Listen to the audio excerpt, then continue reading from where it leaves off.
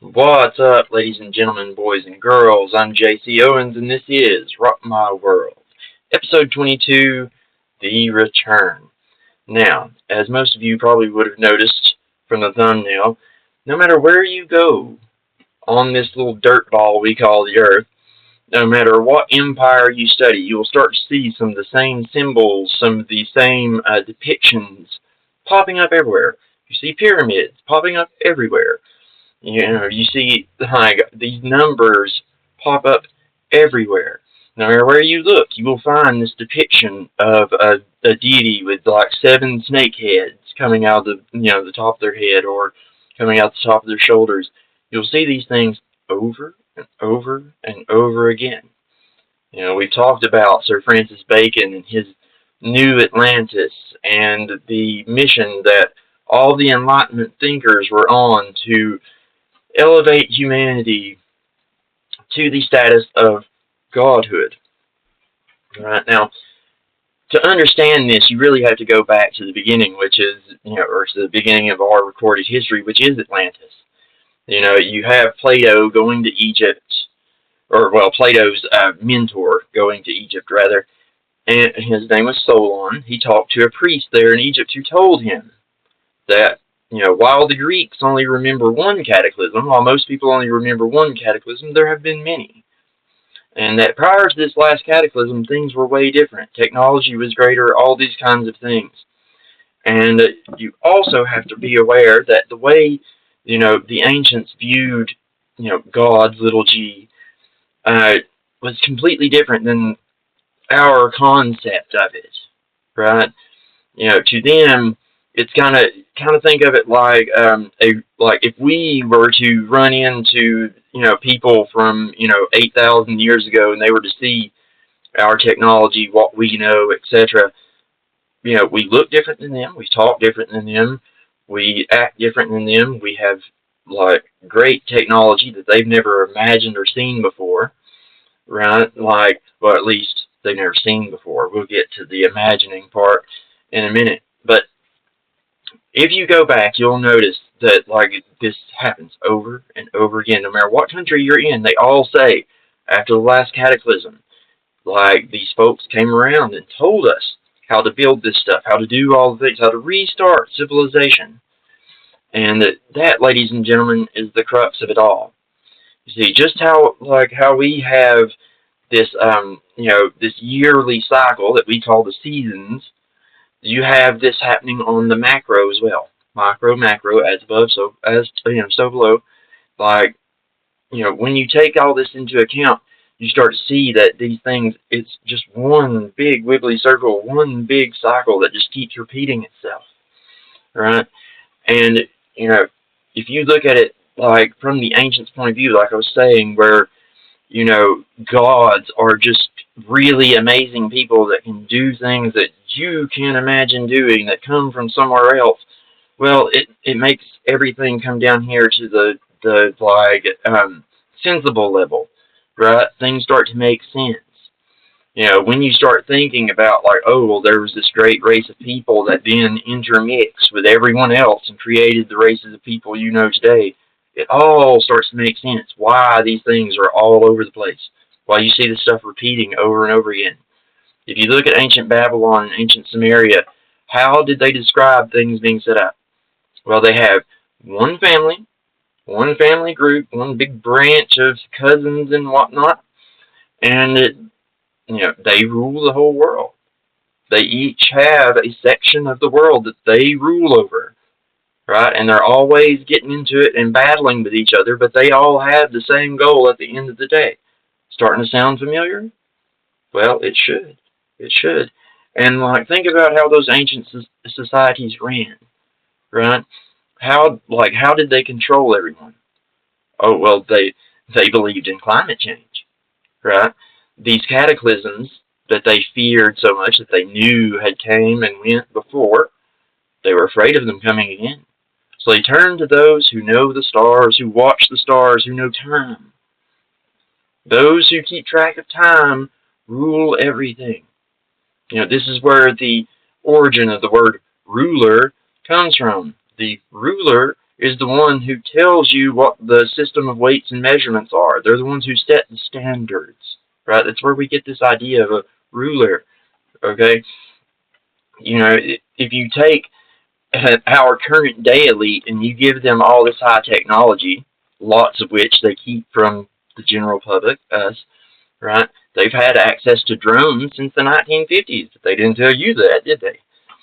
Right? Like, when you take this into account and you look at what they're trying to do, they're trying to extend their life. They're trying to make themselves smarter by putting chips in their heads. They're, you know, obviously poor people are not going to be able to afford all of these upgrades, right? Well, you start to, like, create these two different races of people, don't you? You start creating a race of people that are genetically and technologically upgraded, and then, well, there you are, right? You're right back at that same situation. You're right back at, oh, well, you better do your sacrifices and do what we say, or the sun's not going to come up tomorrow.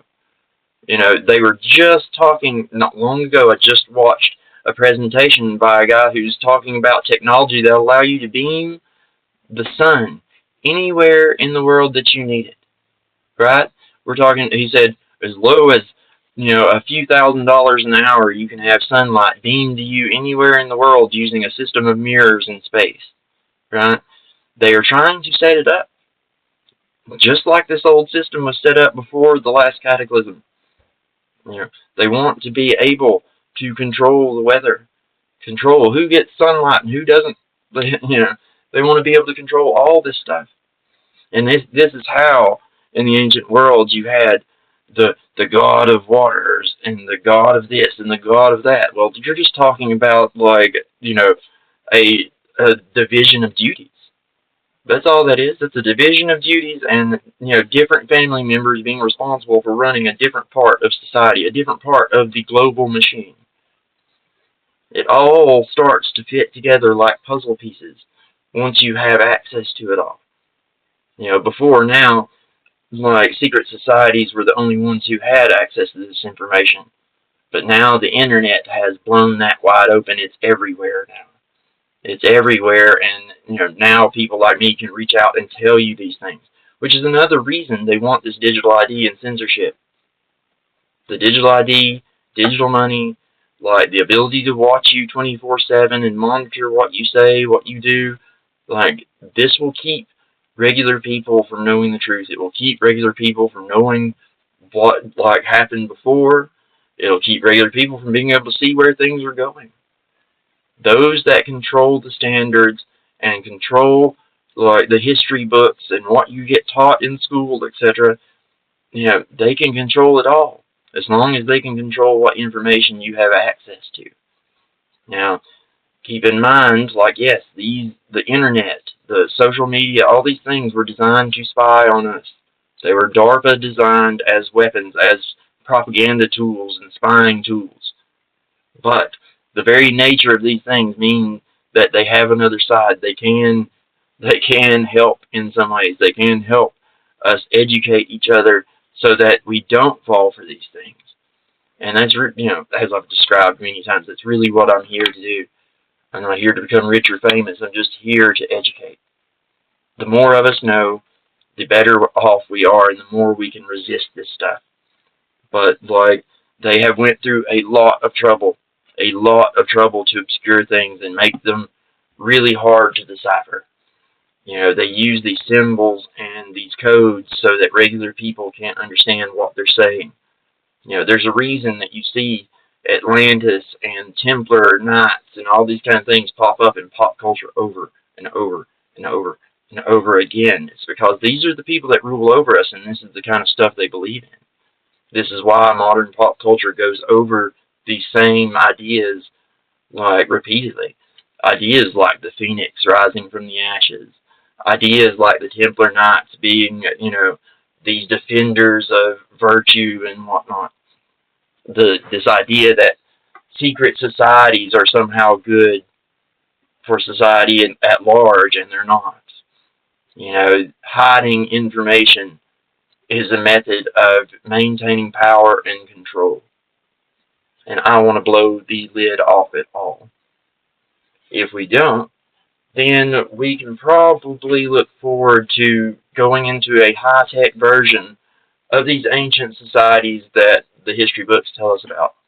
Imagine ancient Rome, ancient Babylon, Rome prior to Christianity, obviously. That's what this big coexist religion is all about, where, it's all the religions in one big happy family. It's the same kind of idea. Same kind of idea as back in the day. You have like 10 zones. Each one will have its own way of believing. As long as you don't say that your way is the only way, then you'll be okay. That's exactly how Freemasonry does it. As long as you believe in the one God, in a one God, any one God, then you can belong. And that's just so that they can eventually convince you that you are a God. That's basically the gist of the whole secret society deal. Right? Lucifer, Prometheus, the fire bringer, the light bringer, right? Fire in the minds of men. That's where all this goes to, folks. That's where it's all headed.